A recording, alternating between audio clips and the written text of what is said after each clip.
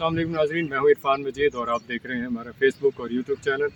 नाज़रीन, हम आज federal employees cooperative housing society का जो प्रोजेक्ट है जना गार्डन, उसके बारे में आपको इन्फॉर्मेशन देने के लिए आज हम 225A गली जो है वहाँ पे खड़े हैं।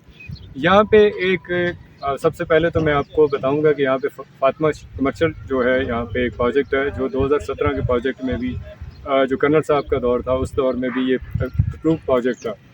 इसके अंदर अगर मैप में देखा जाए तो 2017 का जो मैप था उसके अंदर जो प्रपोज मैप था या जिसके ऊपर जो CDA में जमा करवाया था उसमें यहाँ पे जो फातिमा जना के जो प्लॉट थे वो 26 प्लॉट थे।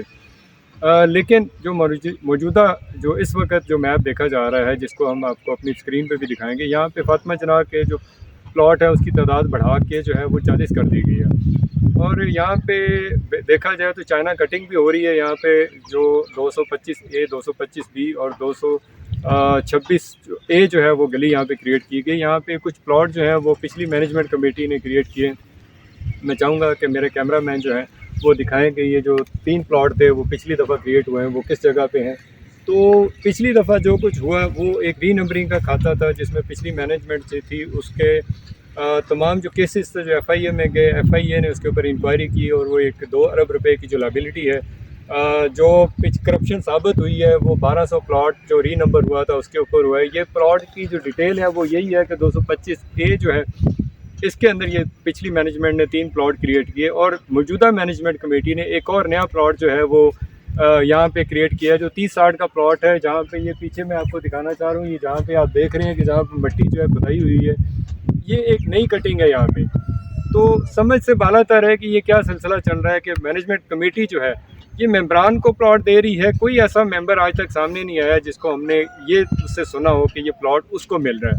लेकिन ये अंदरूनी खाना जो है ये क्या सिलसिला चल रहा है, क्या इदारों को इस हद तक अकोमोडेट किया जा चुका है कि इदारों की सरपरस्ती के अंदर ये सारा सिलसिला चल रहा है हमारी इन्फॉर्मेशन के हिसाब से। और ये अपने मुंह से भी ये लोग कहते हैं, ये जगह जगह मुख्तलिफ जगह पे बैठ के ये लोगों में बताते हैं कि इदारों को इन्होंने अकोमोडेट किया है, इनका कुछ नहीं जाएगा।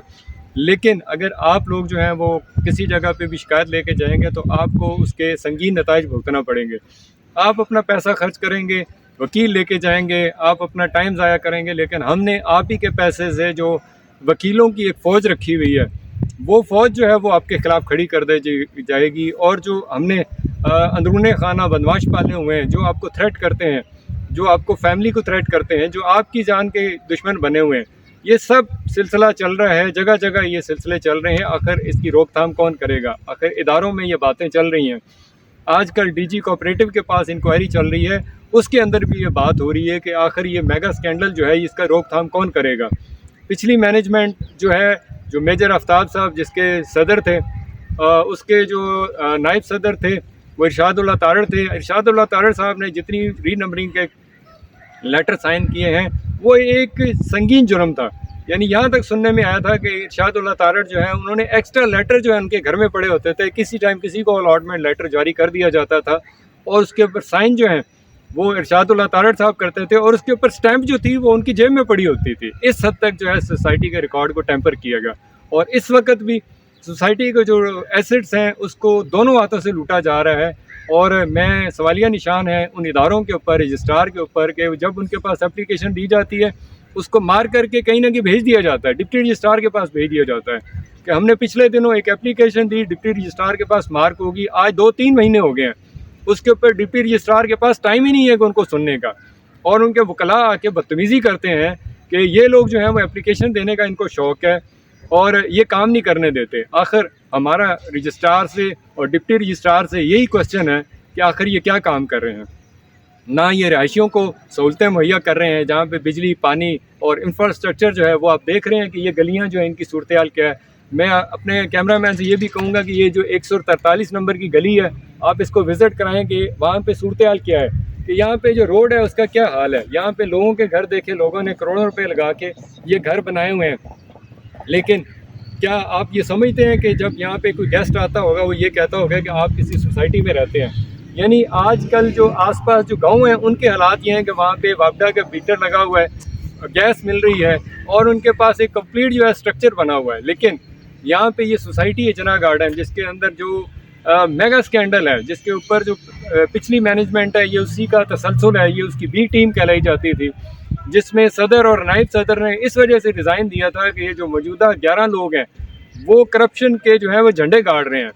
लेकिन उसके बावजूद भी ये 7 महीने हो गए हैं, 7 महीने हो गए रजिस्ट्रार साहब के पास, वो सारे एलिगेशन लगा के उन्होंने रिज़ाइन दिए थे, आज तक वो जो है उसका डिसीजन पेंडिंग में है। तो हमारी रजिस्ट्रार साहब से रिक्वेस्ट है कि खुदारा कुछ ऐसा कीजिए जो आपके लिए और हमारे लिए आसानियाँ हो। जो आपको ज़िम्मेदारी दी गई है वो कम से कम वो ज़िम्मेदारी जो है वो निभाने की कोशिश करें। अल्लाह ताला ने आपको इख्तियार दिया है, अगर आपने उसको इख्तियार को इस्तेमाल नहीं कर रहे और उसको नजायज़ इस्तेमाल हो रहे हैं तो इसका भी आपको भी पूछ है। और जिन लोगों के हकूक़ सल्ब किए जा रहे हैं, ये दुनिया में भी और क़यामत वाले दिन आपको इस सवाल का जवाब देना पड़ेगा। अल्लाह के सामने इन तमाम चीज़ों का जवाब देना पड़ता है। इसी के साथ इंशाल्लाह हम नेक्स्ट टाइम आपको कोई नया टॉपिक पे, नया जो है यहाँ पे जो कटिंग हो रही है, जो नए स्कैंडल हैं, उसके ऊपर आपको मज़ीद इंफॉर्मेशन देंगे। अल्लाह ताला हम सब का हामी नासर हो, हमें भी अपनी दुआ में याद रखिएगा। अस्सलामु अलैकुम वरहमतुल्लाह।